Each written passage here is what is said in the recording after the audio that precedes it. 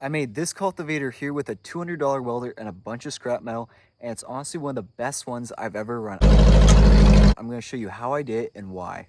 Now the problem with my Dearborn cultivator right here was it was too light, it was floating on the surface, and it was plugging constantly in heavy field trash. Now instead of going out and buying a different cultivator that would better suit me for $500, $600, $700 at least, I thought I could make one that was not only better, but I could do it for nearly free.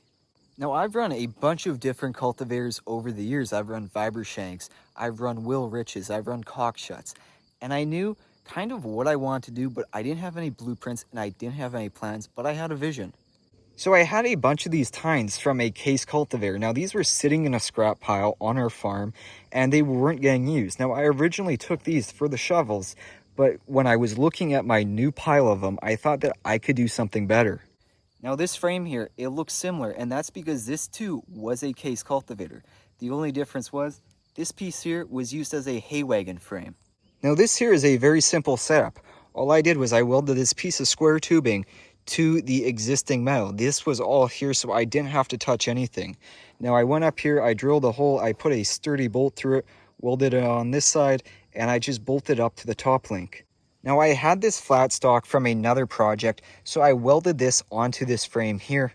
But obviously I need some way to connect this to the 3-point hitch. So I took an old drawbar that was bent that we had used for skidding logs, I cut the ends off, and I welded them to the flat stock.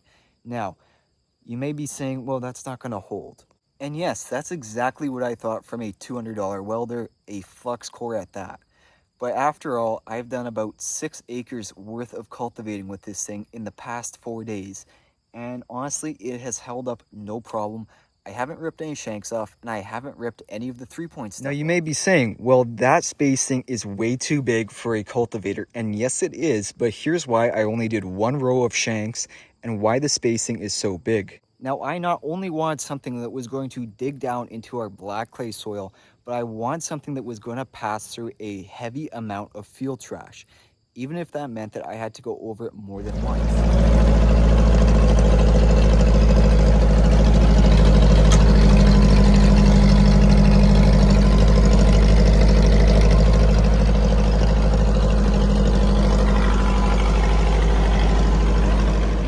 These furrows, you will notice that they are very wide and they are very deep due to the spacing. Now I have not tested this cultivator very much. I haven't gone all the way down as I do question the welds. But so far at half throttle, I'm going about 8 inches deep, which isn't bad in black clay soil. You can see just how heavy this stuff is, and yet I haven't plugged once. So as you can see, we kind of get the benefit of the cultivator, but we also kind of see what's more so of a chisel plow. We're getting deep, we're getting about 8 inches, and I haven't gone full out with this thing yet. Now you may say, it's not very heavy looking, how's it getting so deep? Well, the reason is that there's not a lot of surface area spread out. It's all on this one bar here. So it really digs really well because it doesn't have the ability to float like say my Dearborn or your average field cultivator.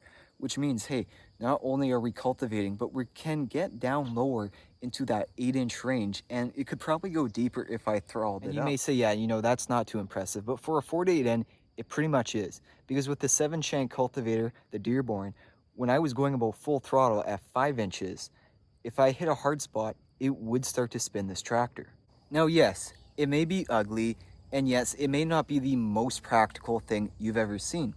But for a small tractor like the 4-to-8N here, this thing does an amazing job, as you can see in that black clay. Now I had a problem, and that problem was I had a problem with field trash plugging my other cultivators. Now, my solution was to build this.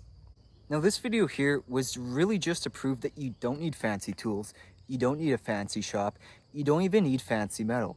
You can build something that is not only functional, but very practical out of absolutely nothing but a bunch of junk in a pile. If you did find this video interesting or helpful, make sure you subscribe. It helps me not only grow my channel, but it helps me reach more people watching just like you.